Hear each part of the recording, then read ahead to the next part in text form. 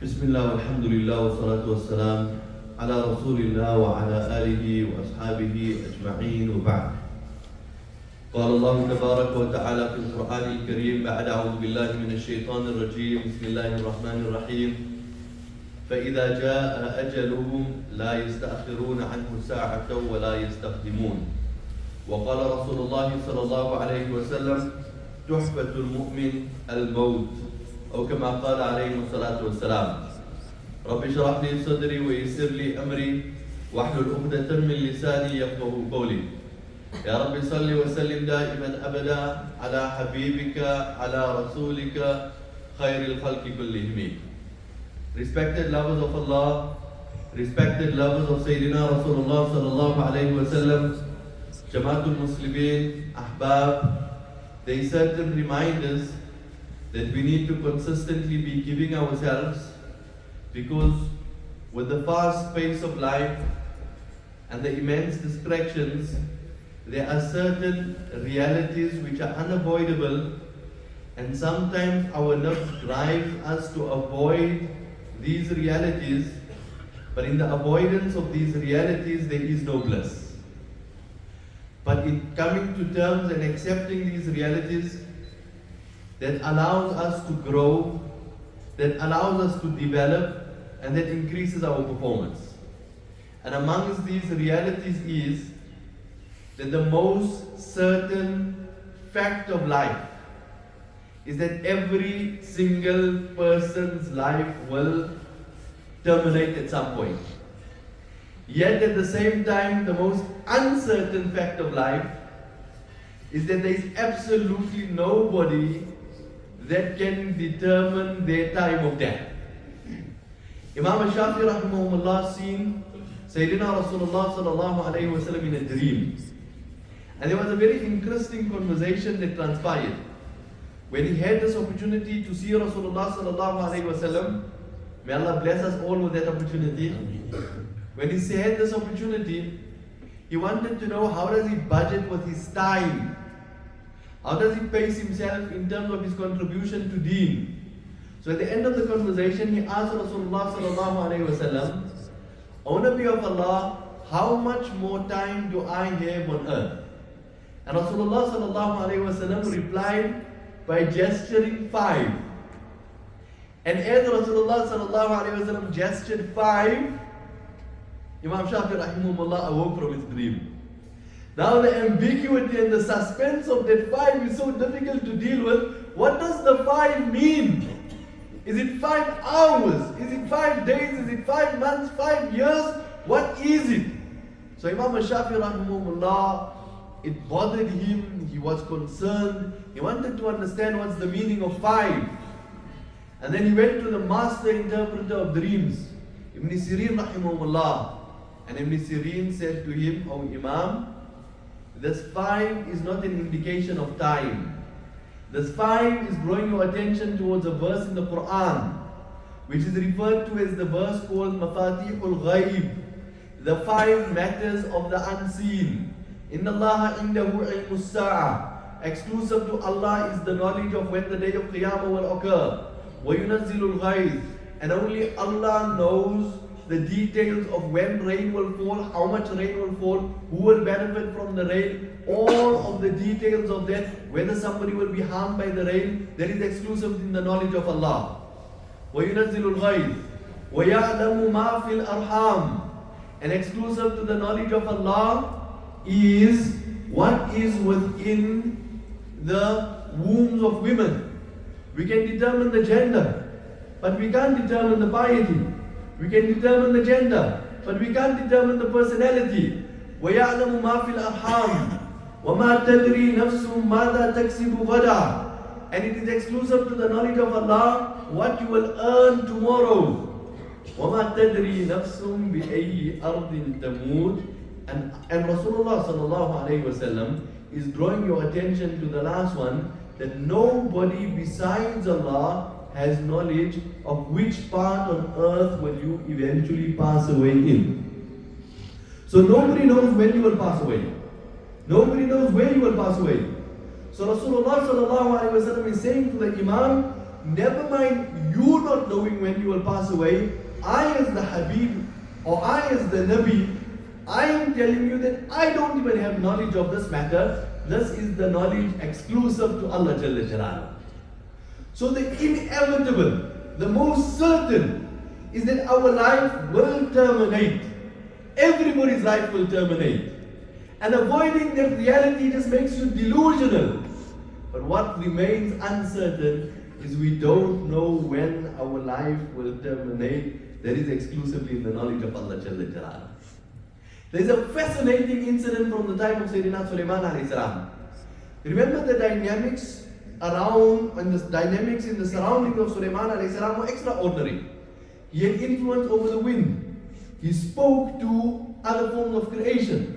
It was a fascinating setting.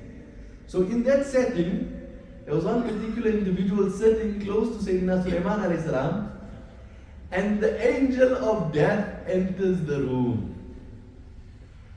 Now, that was a normal occurrence. But what was extraordinary is when the angel of death enters the room, his attention is drawn to one particular individual, and the angel of death stares at that individual. Now, can you imagine his experience? We're not talking of a SARS official. We're talking of the angel of death staring at this individual. It is so upsetting, you become uncomfortable. So the angel of death came in, he did his things, and then this particular individual then went to Sulaiman alayhi salam and said, hey, I need you to make a plan here.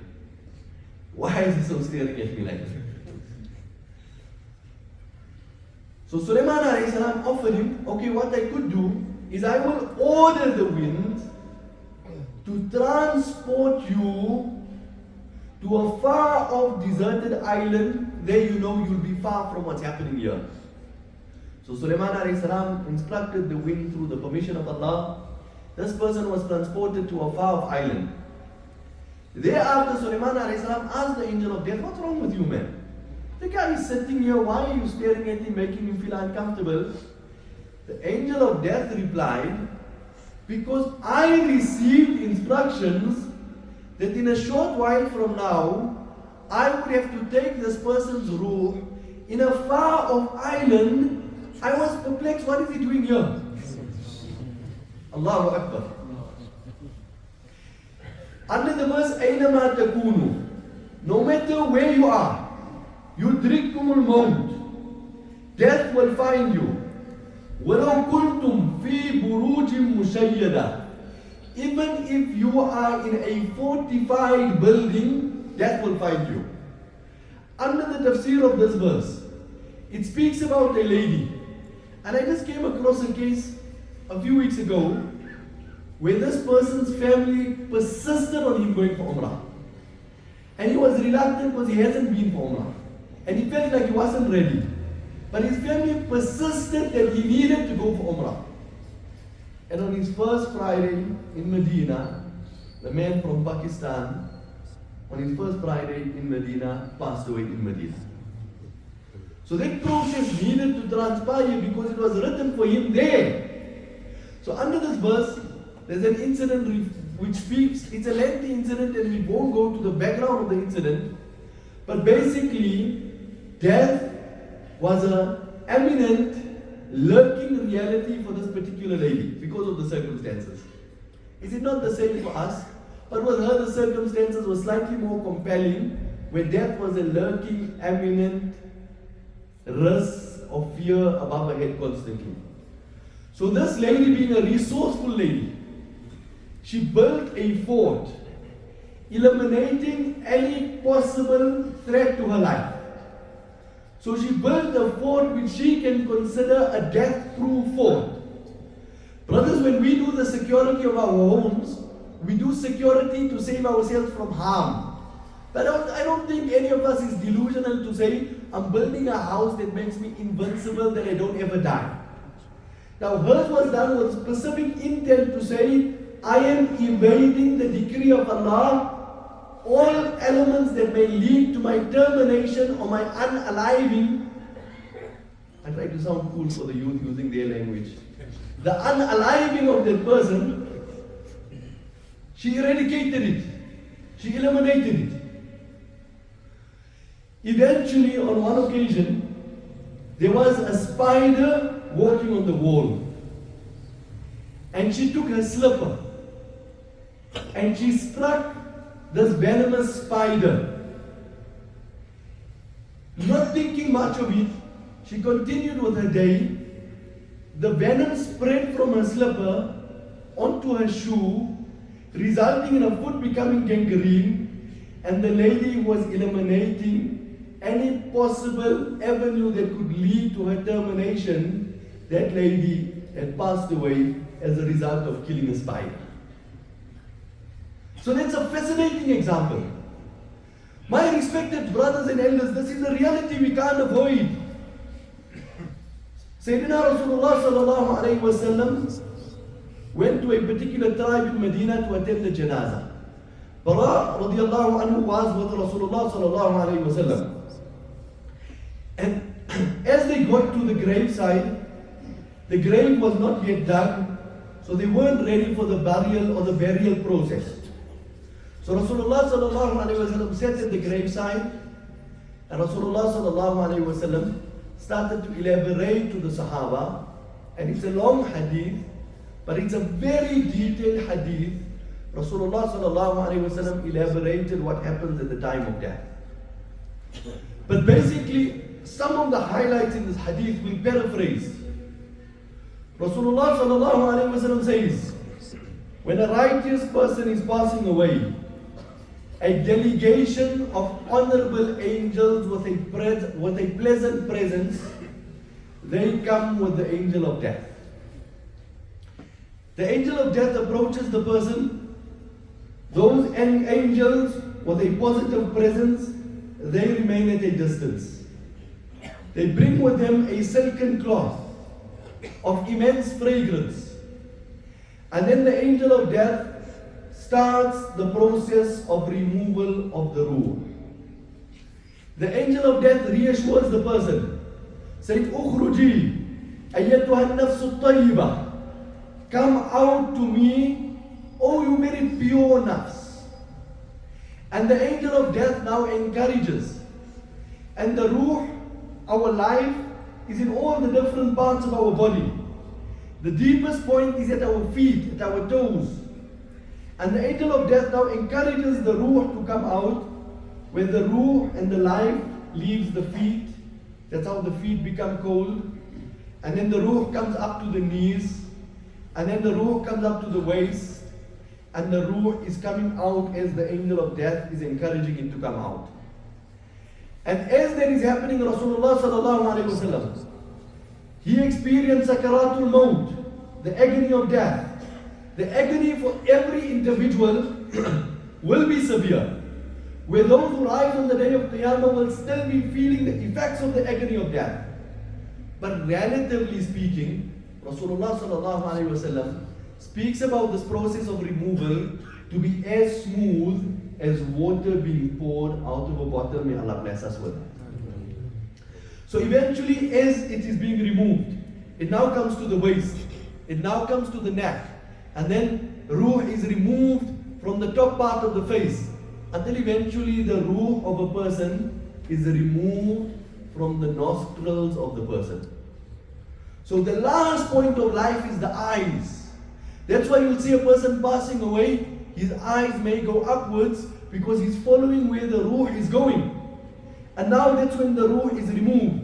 And when the ruh is removed, those angels rush with that silken cloth of amazing fragrance. And they place the ruh in the cloth. And now they cherish the fact that they're getting to hold the ruh. On the other hand, in the very same hadith, Rasulullah sallallahu alayhi wa sallam says, angels of a displeasing nature come down to the person who is a disbeliever, disobeying Allah. And those angels stand at a distance. And they come with a cloth, the texture of which is hairy.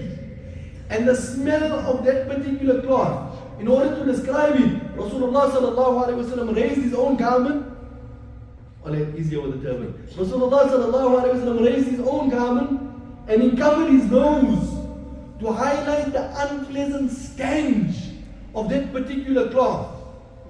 And then the angel of death was reluctant to do the stars because now he's dealing with something impure. So the angel of death says, "Ukhruji ayyatuha an-nafsul khabitha." Come out to me, you filthy soul. كانت في الجسد الخبيثة. You are housed in a filthy body. And now the angel of death starts the process of removal. But as the ruh hears the fact that he is being taunted and reprimanded, the ruh goes into the deeper crevices of the body. As Rasulullah sallallahu alaihi wasallam says, "Man habba liqa'a Allah, ahabba Allahu liqa'ahu." Bro, this is beautiful. That person in those moments who is excited to meet Allah, Allah in his form of reception is equally meets him at the same level of excitement. But that person who is reluctant to meet Allah, the entire system shows Allah's reluctance to meet him too. So now the ruh shows reluctance to go to Allah, because now consequences are about to start. So the ruh goes into the deeper crevices of the body.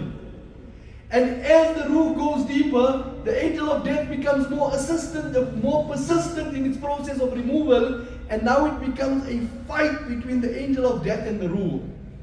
Rasulullah sallallahu alaihi wasallam describes the state of the ruh, saying the ruh becomes like the texture of wet wool, difficult to work with, reluctant, no versatility, and he has to fight with it wet wool until eventually forcefully grab through the nostrils of the person, and those angels rush with that hairy cloth of a terrible stench, and they wrap the ruh in that particular cloth. Now the angels start the process of ascension to the sky. The body is remaining there. The angels start the process of the ascension to the sky. The angels who are transporting the pious ruh, they travel up to the first sky. And when they reach the first sky, the angels of the first sky say, "Marhaban bikum ayyatuha an-nafsu at-tayyiba." Welcome to you, O you pious nafs. And they welcome him, they honor him, they spend time with him, and then they are told he needs to ascend to the next sky. And the angels in the first sky feel reluctant, and then he ascends to the second sky, and they enjoy time in this person's company. But time is up and he needs to go to the third sky.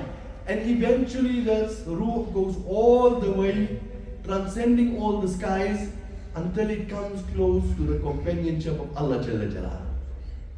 Now, despite the fact that Allah knows everything, in order to honor this person, Allah asks whose ruh has arrived. And the angels now reply with this person's name along with their father's name, and they are honored in the presence of Allah. You know, we always hear about a shaheed, that before his blood touches the ground, his ruh is entered into Jannah. This entire process is fast-tracked, because the hadith says the ruh is entered into the stomach of a green bird that flatters around the arsh of Allah Jalla Jalaluhu. May Allah accept the martyrdom of all of the martyrs, and may Allah count us amongst the martyrs. So this happens in this process. At the same time, the sinful individual, and I'm not going to complete the hadith, I'm just going to complete this point in the hadith. The evil ruh is now carried like with distaste, and it comes to the first sky. And the angels in the first sky are disturbed by the smell. And they say, "La marhaban bik." You are not welcome. Ayyatuha an-nafsul khabitha. And he's constantly reminded of his evil and his transgressions.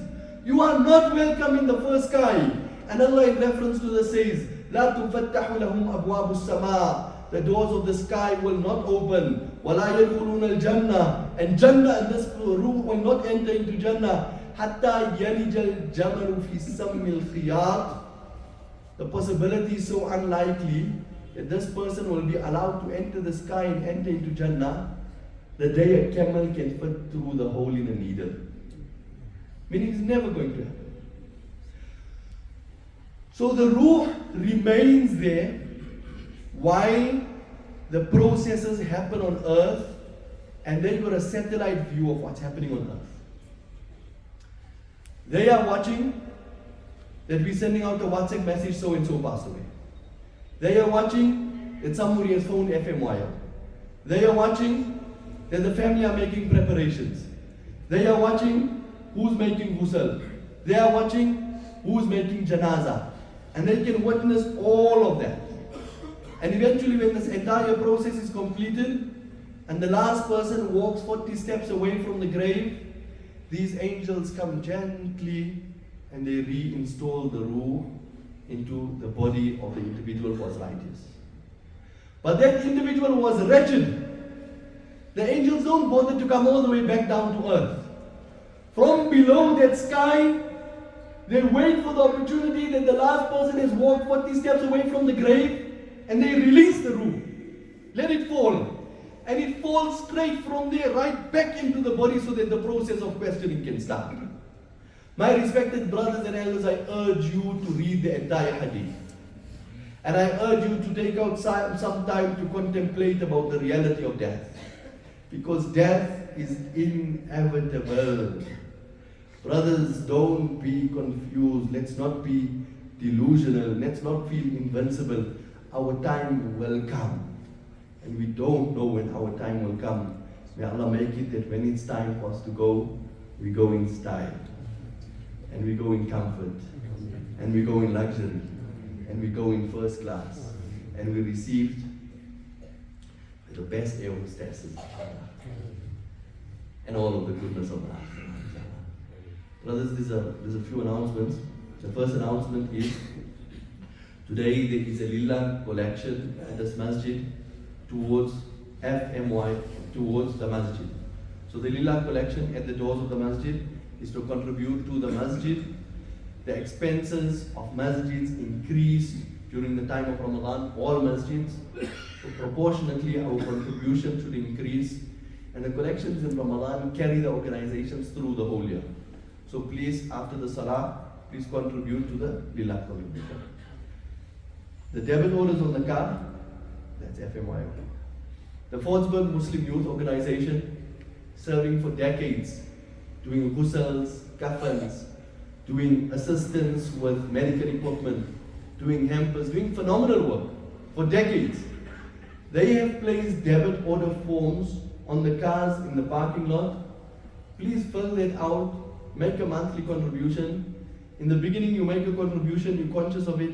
Eventually you don't even know you're contributing, and your reward just continues and continues in a painless manner. So let's contribute, inshallah. Third announcement. The third announcement, brothers, very importantly, is let's fill the masjid from the front. So there's a lot of space, and others will arrive and then they have difficulty finding space, but there is actually space in the masjid. So before we move to our we make sunnats and then khutbah, before we move to our sunnats, let's all get up, fill from the front, and then we start our sunnats, inshallah. And we fill the gaps like as if we're making our first salah already. So for ease to allow brothers to enter into the masjid, inshallah.